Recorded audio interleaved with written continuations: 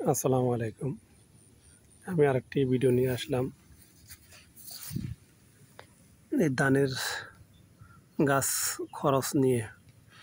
আমাদের বাংলাদেশ কৃষিমাতৃক দেশ। এখানে অসংখ্য অনেক হাজার হাজার একর জমি ধান চাষ হয়। এখনকার আমন সিজন। আমি আপনাদেরকে দেখাচ্ছি ঘুরে।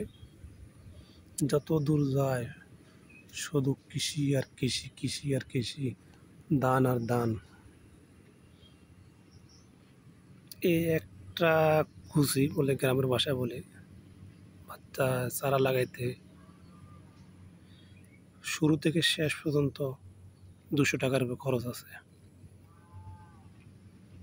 যেমন ধরেন, এই জমিটা প্রথমে সার দিতে হবে, অনেক দিন সার দেওয়ার পর অনেক দিন রাখতে হবে, তারপরে ময়লা আবর্জনা পচা শেষ হওয়ার পরে আরেকবার সার দেয়, সার দেওয়ার পরে আবার আরেকটা সার দেয়, দেওয়ার পরে সার দেয়, বিভিন্ন সারটা দিয়ে এইটা আবার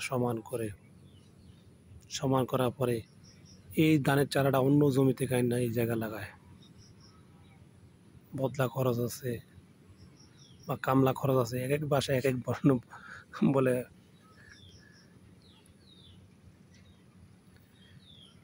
তারপর কিছুদিন পরে এই ধানে সার দেওয়া লাগে, ওষুধ দেওয়া লাগে। তাহলে বুঝুন কই পরিমাণ আসলে কৃষকের কষ্ট হয় বা খরচ হচ্ছে। এই ধানটা 3 মাস 4 মাস পরে আসবে। আল্লাহ না করুক এর ভিতরে বান বাতাস পানি হইলে নষ্ট হয়ে যাবে। আসলে কৃষকের হাসি কেউ বুঝতে চায় না। একটা গ্রামের কৃষক যে কী পরিমাণ কষ্ট করে, যদি চোখে না দেখেন তাহলে যারা আমার এই ভিডিওটা দেখতেছেন তারা গ্রামে এসে দেখবেন যে কী পরিমাণ কষ্ট করে।